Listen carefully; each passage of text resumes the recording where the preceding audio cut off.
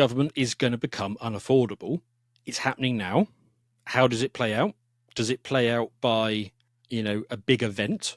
Do we all wake up one morning to find that the bond markets have crashed? There's been this widespread awakening moment, but there's no point buying these things, and governments collapse. They can't pay the bills. They can't pay the wages. I suspect not, because they got this floor of buyers, the people who are regulated into being forced to buy it. So I think we're just going to have this trickle where government becomes more and more dysfunctional over time, and the cost of government gets higher, and therefore they impose all these new taxes.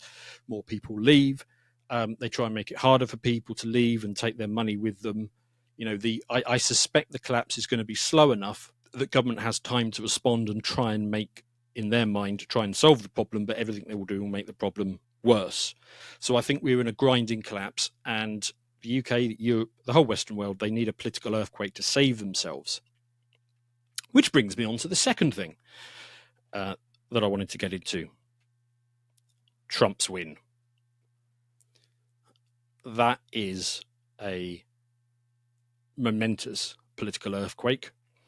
Following on this theme, you'll be well aware that he's made a number of excellent appointments. I'm delighted. Every time I hear a new appointment, I just think that's perfect. There's a whole bunch that we could talk about that probably don't fit into an episode of Brokenomics. I love the stuff he's been doing with RFK, getting the health department, which is the largest spending department in all of the US.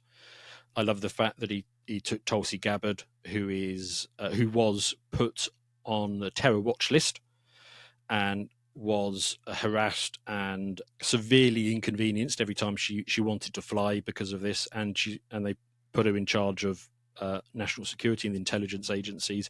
So there's a whole bunch I love. Probably the most interesting for us for Brokenomics is going to be what they did with this Department of Government Efficiency, DOGE, headed up by Vivek Ramaswamy and Elon Musk. Elon Musk is an accomplished cost cutter. It's the underlying logic of everything he does at Tesla, for example, and SpaceX. I mean, he recognized that space travel was unviable because you lost the rocket every time you did one. How viable would it be to travel to work if your car only survived one journey? Obviously it'd be completely unviable. It has to be reusability, and therefore he spent all of this focus on getting the cost of getting a ton of payload into orbit down as low as possible. He's achieved great results there. Tesla, he said on a recent earnings call for Tesla that he thinks about it this way. Let's say there are 50,000 components that go into a car, and each of those components cost $1. Well, the cost of the car is $50,000. And if he wants to get a 15% cost savings, he needs to find 15 cents from each one of those components in order to bring the cost of the car down by 15%, which then drives the second part of his logic, which is let's keep redesigning this thing until it becomes more efficient. And the best part is no part, because, of course, if there was no part, then it doesn't have a cost. And he's done a whole bunch of things like changing the internal wiring from 12 volt to 24 volt, because that means you can put more through a single cable, and therefore you don't need the other cables, and you can pull out vast amounts of cable, stuff like that. Oh, and X, Twitter. Of course, he famously went in there and fired 80% of the workforce, and it is better now than it was before, not just because of the political stuff, not because I don't have to log on every day and wonder if my account is still there, whether it's been banned or not, because I'm not on the political left. But I mean, just objectively, viewing numbers at engagement levels is at a all-time record. So he is a wonderful cost cutter. Vivek Ramaswamy, biotech billionaire, clearly very clever, very capable, achieved a lot, seems very sensible, and has been talking a really good game on how you can lower government spending. If those two can pull down the cost of government spending, because bear in mind the US has a deficit of $2 trillion a year, and that's out of $6 trillion. So they spend $6 trillion a year, they bring in $4 trillion a year, and they've got this deficit of $2 trillion. So the task in front of them is cutting $1 of spending in 3, which is a kind of momentous undertaking. And if it was anyone else apart from, Elon Musk and, perhaps Ramaswamy as well, I would simply consider it impossible. So my base case for the US was very similar to my base case for Europe and the UK, was that nothing stops this train, and these governments are simply going to collapse. They're going to grind down into increasingly Soviet levels of taxation and regulation, but ultimately they're incapable of rescuing themselves, and therefore the system will collapse, which was one of the early reasons why I started to adopt Bitcoin, because I needed something which was outside of the financial system entirely. And there's not many ways that you can do that. You can have land, but look what happened to the farmers. You can have physical gold, but you need to hide it well, because when governments get really desperate, they're going to come for your gold. And if you've got physical gold, they can just send teams into your house with metal detectors, and wouldn't surprise me if it came to that at some point. Of course, you can hide it well. And the other one is Bitcoin, because governments cannot take that from you, provided that you don't hand them the seed phrase. So as long as you don't give them the seed phrase, or they have no reason to believe that you have some. So in my case, for example, I did have Bitcoin, but I lost it in a boating accident, and therefore, you don't need to come after me if you get to this point. You need something outside the system.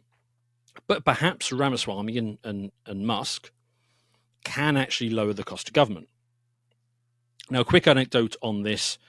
I did actually spend a little bit of time in local government.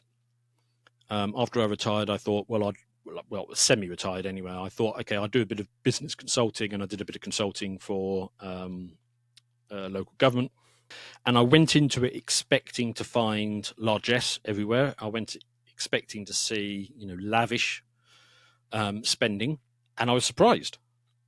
What I actually found was just skin and bones everywhere, and there was no excess spending, because what had happened is when the times were good, they did have that largesse, and they created lots of extra functions all over the place. And then as the financial conditions had got worse, they then started a round of cost cuttings on everything. And it got to the point where you've got all of these different functions running on a shoestring, but there was no political will to get rid of a function once it's been created. And they brought me in hoping that I could do basically another round of cost cutting, because they couldn't find any more costs to cut. And I adopted what I've now come to see as the sort of the Elon Musk philosophy on this, which is, well, the best function is no function. And what I did is I basically took all of their functions that they were doing. Now, unfortunately, about 60-70% of the functions were, by terms of spending, were things that they were a regulatory requirement. The law said they had to do these things. These are things like adult social care, stuff like that, where they had a legal requirement to do these things. I said, okay, well, you've got all of these functions. So let's say you had 100 functions. 60% of these you have to do. So let's take the other 40. Let's rank them in terms of how much we really want to do these things. And let's just start from the bottom of the list and chop those functions entirely until we move far enough up the list that the financial situation is to the point where you want it. It seemed to me like an entirely sensible approach, but of course that is not what they wanted to hear. They didn't want to lose a single function, and so there was no point me continuing to provide my services, because there was a fundamental mismatch of how you solve this thing. And I think they wanted me to go in and do some sort of magic where I just found money or something, that is how you find money, by chopping functions. And I was limited in that respect because, of course, a lot of those were regulatory functions, something that they had to do. Elon is going to have the advantage that not only can he substantially reduce the headcount of these agencies, but he can do the bit that I couldn't do, which is to get the requirements, the regulatory requirements, changed so that you don't need to provide that as well. So the entire stack comes up for review. if you chop regulations, then you don't need regulators to enforce those regulations that no longer exist. So in the regulators, you can trim them substantially or get rid of the regulatory department entirely. And it becomes much more viable that you can chop out whole departments, whole regulatory agencies can go. That said, if you look at US government spending, it's a bit like anywhere else. You've always got the big three: pensions, welfare, and healthcare. They've kind of got a fourth in the US, they have got a fourth, which is military. Especially if you include all the intelligence services and stuff, they're probably spending $1 trillion a year on the military, which is crazy. I mean, that definitely needs to be cut. It's very difficult to make substantive headway on cutting government spending if you don't go after, what the Americans call entitlements, basically welfare and pensions and stuff. But the Western world has got itself to a point where, with this out of control empathy, or whatever you want to call it, they are taxing productive people to breaking point in order to subsidize unproductive people, which is then causing productive people to not have families and children, and unproductive people to have lots of them. These children of unproductive people can be productive, but they are much less likely to do so than if they're coming from a household of productive people. But it's very difficult to change once you've gone down this route, because if you then take away the sort of life support system for unproductive people, they could go hungry. So it's still not clear to me how Elon and Vivek are going to solve that problem, but it does need to be solved. If they can stop the wanton militarism of the United States, that can come down as well. If RFK can tackle the upstream effects of poor health, the Medicare and Medicaid can come down, and it is a monumental task, and I will be watching with great interest the progress they make. But for the first time, I'm thinking that it is possible that the US could pull out of its death spiral. So that is very heartening, and let's see how they do, and I wish them luck.